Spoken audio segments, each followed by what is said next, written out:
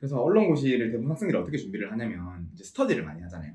특히 뭐 논술 같은 경우 논작 스터디도 많이 하고 필 뭐 면접도 면접 스터디 많이 하는데 논작을 준비를 할 때 학생들이 어떻게 준비를 하냐면 논제를 쫙 뽑아요.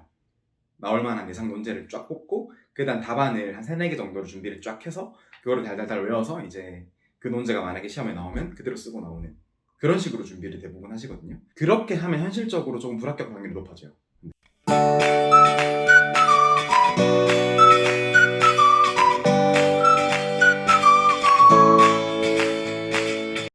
지금 이 연구소를 발족한 지는 한 달 정도? 한 달 반 정도 됐고 실제로 제가 이제 언론고시를 되게 단기간 내에 합격을 한 당사자라서 제가 이제 저랑 뜻이 맞는 기자분들을 모셔가지고 우리가 이제 사실 언론고시계가 되게 지금 좀 독점 구조로 되어 있거든요.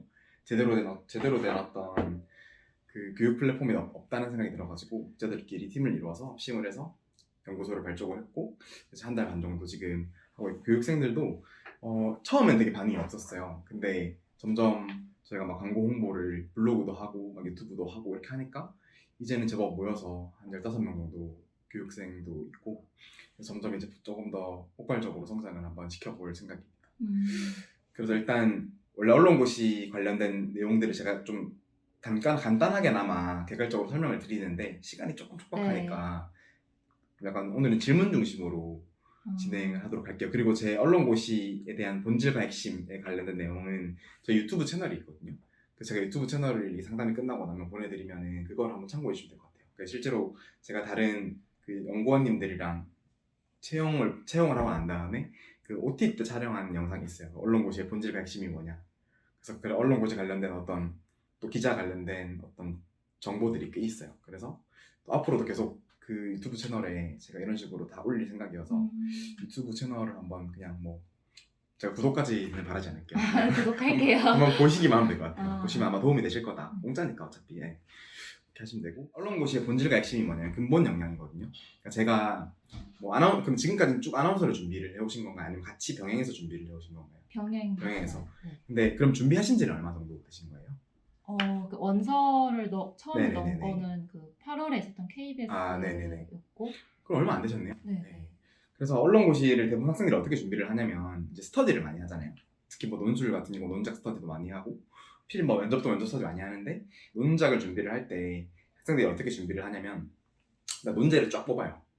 나올 만한 예상 논제를 쫙 뽑고 그다음 답안을 한 3, 4개 정도로 준비를 쫙 해서 그거를 달달달 외워서 이제 그 논제가 만약에 시험에 나오면 그대로 쓰고 나오는 그런 식으로 준비를 대부분 하시거든요. 그렇게 하면 현실적으로 조금 불합격 확률이 높아져요.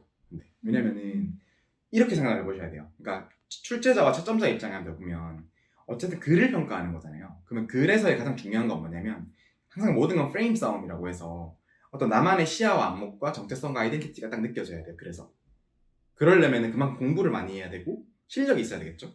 근데 그렇게 이제 만들어진 답안들은 대부분 다른 지원자들도 비슷비슷한 답안이 나오는 거예요. 그러니까 미리 준비를 하면. 그래서 실제로 제 얘기를 좀 들려드리면 저 같은 경우는 일부러 논작 스터디를 안 했어요.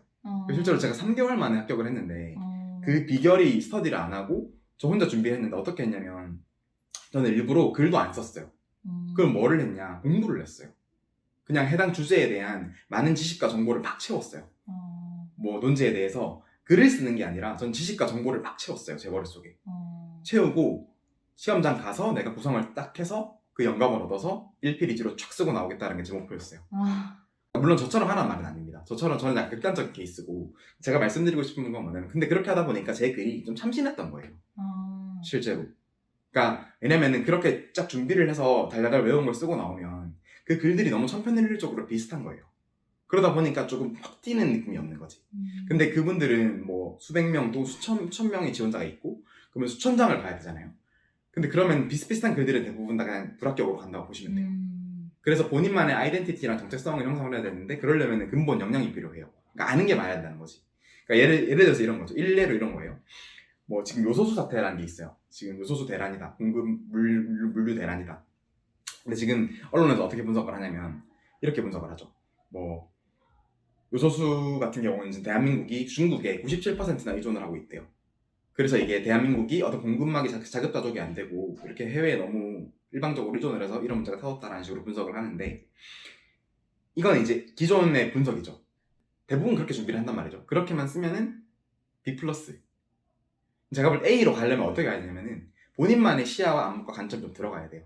그러니까 뭐 예를 들면은 어제도 제가 이제 오늘 파이낸셜 뉴스 그 면접이 있다고 해서 그 교육생 한 분을 면접 코칭을 해드렸는데 이렇게 말씀을 하시더라고요.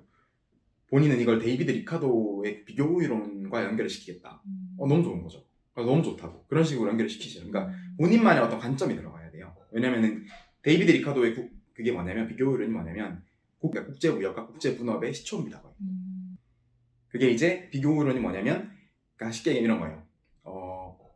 서로 잘하는 걸 해서 아니면 설령 네가 나보다 못해도 그냥 무조건 각자 만들어서 분업을 하는 게 훨씬 더 경제적으로 좋다라는 게 비교 이론이거든요. 쉽게 말씀드리면. 근데 그런 이제 비교 이론은 좋은 말이다. 그러니까 데이비드 리카도는 죽었다 이런 식으로 쓰겠다고 하더라고요. 논술을. 너무 훌륭하다고 했어요. 그런 식의 어떤 본인만의 어떤 참신한 후킹이라고 해요. 훅이라고 하는데 실제로 제목이랑 첫 문단에서 결정이 된다고 보시면 돼요. 왜냐면 그 밑에는 안 보거든요. 그분들은 또 글도 엄청 빨리 읽고 딱 보면 사이즈 나오잖아요. 그냥 가는 거예요. 그래서 제가 말씀드리는 거는 딱 처음에 딱 눈길을 확 끌 수 있는 저는 그래서 이걸 프레임 싸움이라고 하는데 내 프레임을 확 끌고 들어와야 돼요.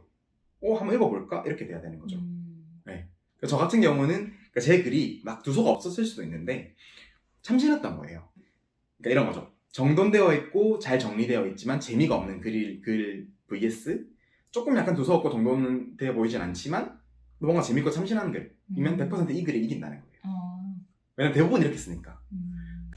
그래서 제가 그 말씀을 드리는 이유는 뭐냐면 논술 작문을 대비를 하실 때 스터디도 좋은데 이제 일단 기본적으로 본인의 어떤 본인만의 정체성과 아이덴티티가 느껴질 수 있게 프레임을 만들어서 탁 끌어들이는 게 중요하다. 그래서 저희가 이제 그러려면은 지식과 정보가 많아야 돼요. 다만 실력이 많아요. 실력이 좋아요. 제가 아까 말씀드렸지만 저는 공부를 되게 많이 해갔다고 했잖아요. 그러다 보니까 공부를 많이 하다 보면은 보여요. 그런 게.